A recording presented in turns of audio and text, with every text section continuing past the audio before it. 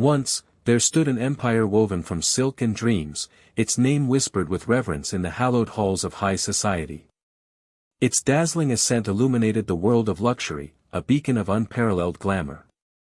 Yet, in a twist as dramatic as any of its opulent creations, it vanished, not with a bang, but with a lingering, unsettling silence, leaving behind only echoes of grandeur and an enigma that continues to captivate.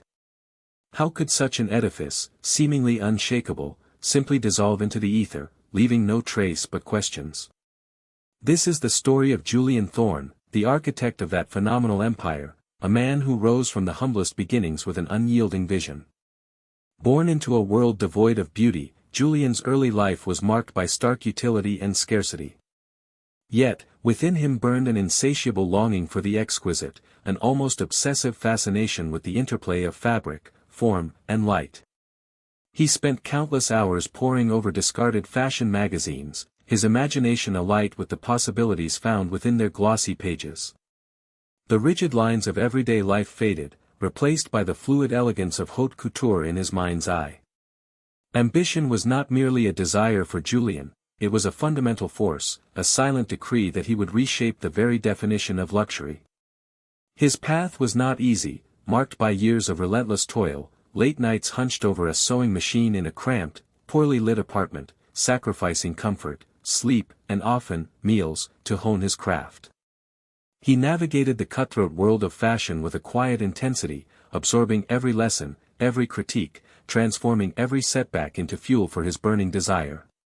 The spark of his genius ignited in a daring fusion of classic silhouettes and audacious, almost rebellious, embellishments.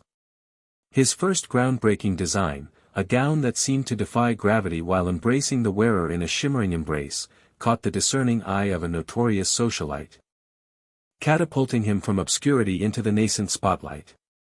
This single creation was more than just a dress, it was a statement, a promise of a new era of elegance, and the definitive mark of Julian's ascent. From that moment, Julian's trajectory was meteoric. Thorne Couture was not just a brand, it was a global phenomenon, an almost mythical institution built on the foundations of impeccable taste and boundless extravagance. Julian didn't just sell clothes, he sold a dream, an identity. He cultivated glamour as his distinct brand identity, a term he imbued with a unique blend of exclusivity, unattainable allure, and meticulous craftsmanship. The legendary parties he hosted were spectacles, whispered about for years, attended by an elite clientele who were more than mere customers, they were his devoted disciples, eager to be draped in his latest visions. Julian's life became a tapestry of lavishness, sprawling estates, private jets, and an inner circle of trusted advisors who executed his every command with unwavering loyalty. His success seemed an impenetrable fortress, his reign as the godfather of glamour absolute.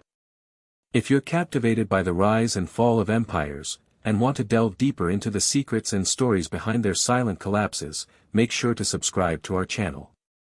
Yet, even in the zenith of his power, subtle tremors began to appear beneath the polished surface of his empire.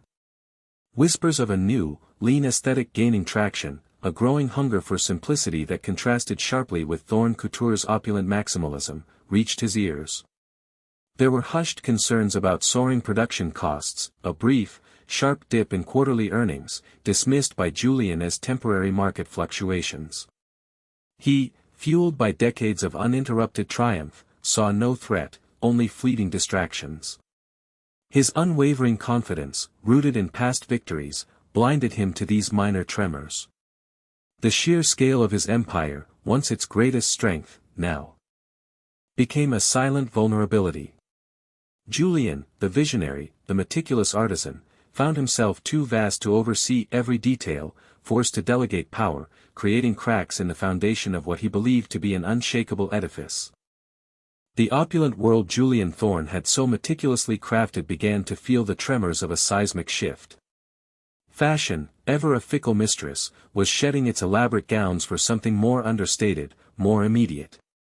Minimalism, an aesthetic Thorne had always openly disdained, gained traction, followed swiftly by the raw energy of street style. These emerging trends, with their emphasis on accessibility and effortless cool, stood in stark contrast to Thorne Couture's maximalist, exclusive ethos. Julien, ensconced in his gilded cage of past triumphs, initially dismissed these movements as transient fads, convinced his brand transcended such fleeting novelties. He believed true glamour, enduring glamour, would always find its audience. This unwavering conviction, once his greatest strength, now began to calcify into stubborn resistance. Within the hallowed, hushed ateliers of Thorn Couture, a quiet but potent dissent began to brew. Younger designers, their fingers on the pulse of the changing zeitgeist, cautiously presented concepts that incorporated elements of the new wave, cleaner lines, unexpected fabrics, a touch of urban edge. Julien, however, met their proposals with a frosty politeness that masked an unyielding refusal. "My vision is not to follow, but to define," he would declare, his voice laced with an unshakable certainty.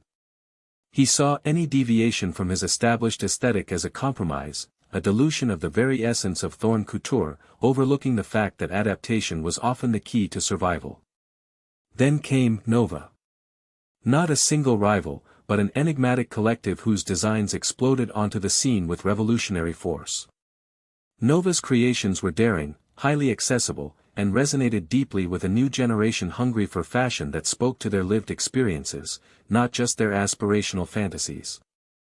Their pieces, often released in limited drops through unconventional channels, became instant cult phenomena, sparking a frenzy that Thorn Couture, with its meticulously planned seasonal collections and rarefied presentations, simply couldn't replicate.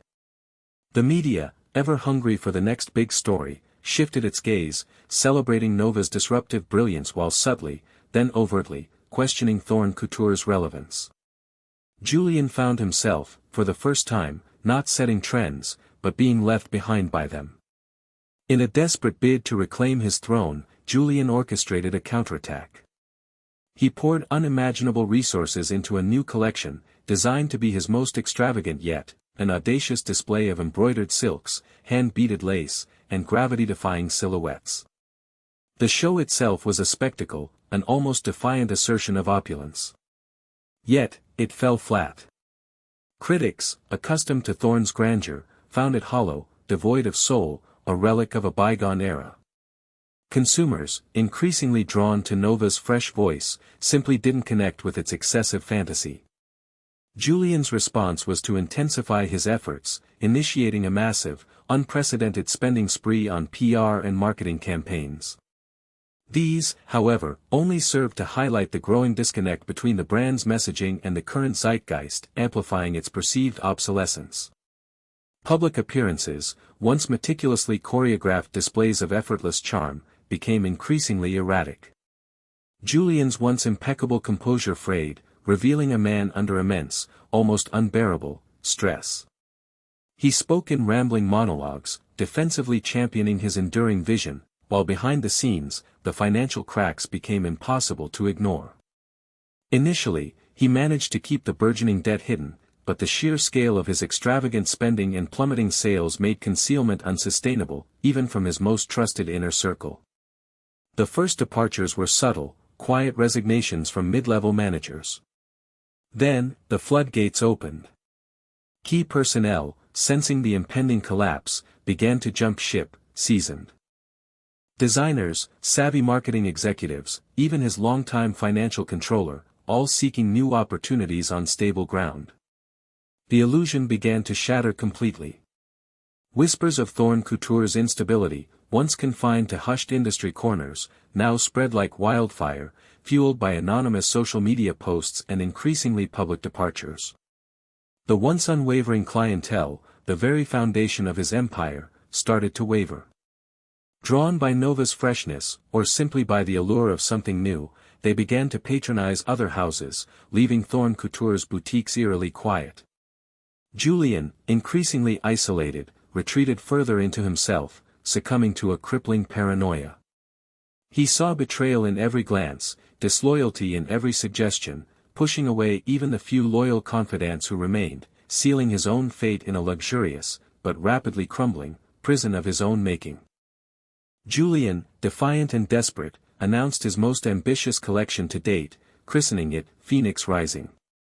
This was to be his grand comeback, a spectacular repudiation of his critics and a reassertion of Thorne Couture's immutable dominance.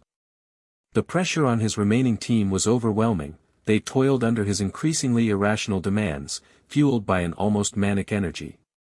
He spared no expense, pouring every last resource, and indeed, every last shred of his dwindling personal fortune, into its creation.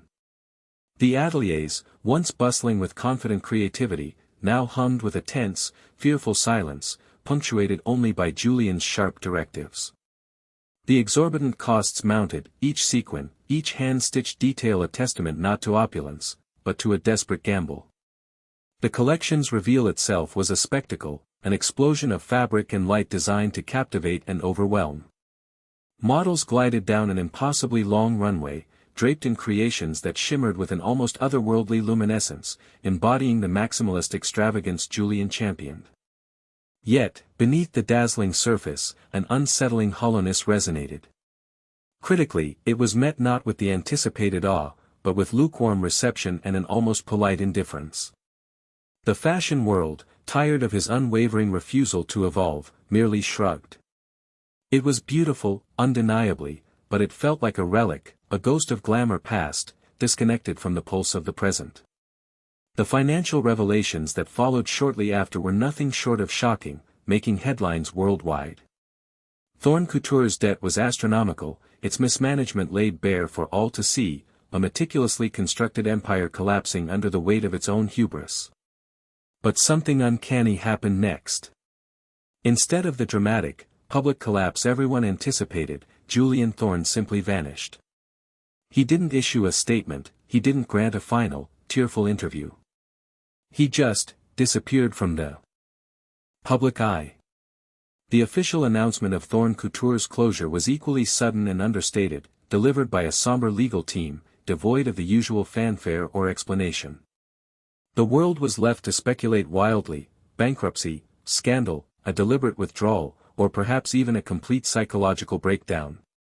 The true revelation was the silence itself. This empire did not crash in a blaze of glorious, dramatic ruin, but rather faded into a profound, almost eerie silence.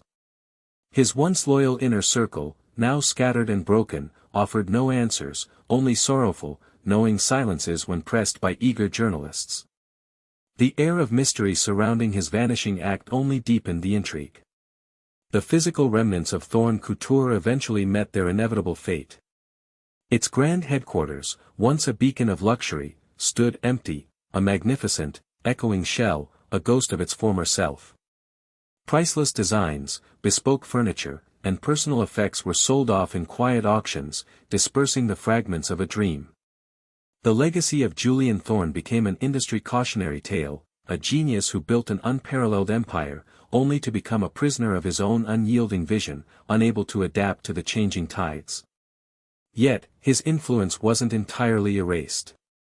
The long-term impact on the fashion industry was undeniable, serving as a powerful lesson for a new wave of designers who learned from both his triumphs and his spectacular, silent undoing. They embraced his meticulous craftsmanship but understood the critical importance of adaptability and genuine connection. Today, the echoes of his magnificent glamour still linger, a poignant reminder of a bygone era. Julien Thorne's story forces us to reflect on the nature of ambition, the true price of glory, and the ephemeral quality of trends. The enduring mystery of his disappearance and his empire's quiet collapse leaves us with a lingering question: what truly defines success, and what happens when the very foundation of identity becomes too rigid to bend? This saga whispers of the importance of adaptability, humility, and genuine connection over mere opulent display. Share your thoughts on Julien Thorne's enigmatic tale in the comments below, and don't forget to subscribe for more deep dives into fascinating, untold histories. Next time, we'll unravel the scandalous rivalry that rocked the golden age of Hollywood.